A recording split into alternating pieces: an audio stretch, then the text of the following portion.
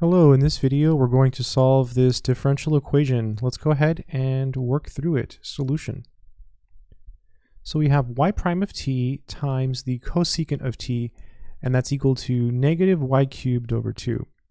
Let's start by rewriting the y prime in the form dy dt. That's going to make it easier to work with.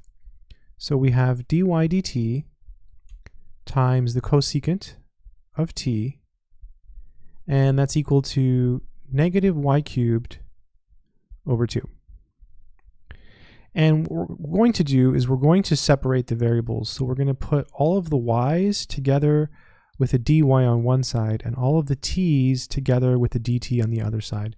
So we already have the dy upstairs here on the left. So let's just divide by negative y cubed. So we'll have dy over negative y cubed, and then let's divide by cosecant and multiply by dt. So we'll get dt over 2, because we still have the 2 there. All right, so 2, let me fix that 2, make it a little bit easier to read. There we go. Cosecant t. Okay, so now what we can do is we can integrate both sides. So let's integrate. And again, what we did here was we multiplied by dt and we divided by cosecant, okay? And then over here we have dy and we divided by negative y cubed. So we need to do some rewriting before we integrate this. I'm gonna pull the negative out and let's bring this variable upstairs, and that will make the exponent negative.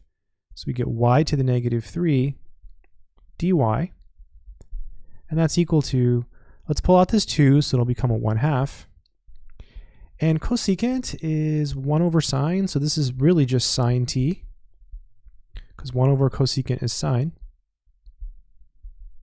dt, right? Because cosecant is 1 over sine, and 1 over cosecant is sine, so there's a 1 over cosecant that just becomes sine. All right, now we can go ahead and integrate.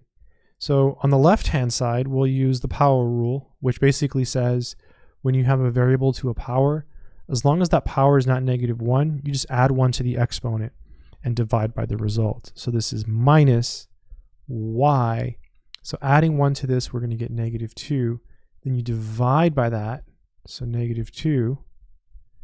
And then on the right-hand side, well, we're integrating sine, so we have to think backwards.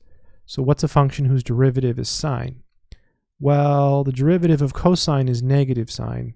So if we put a negative cosine here, that will work, because when you differentiate this, the derivative of cosine is negative sine, but there's already a negative here, so it'll become positive. Plus c. Okay, let's clean it up just a little bit. We do have a double negative here on the left, so we can write this as 1/2. And let's bring this back downstairs, so it's 1 over y squared equals negative 1/2 cosine t plus our constant of integration, capital C. And this would be the solution to the differential equation. I hope this video has been helpful. Good luck.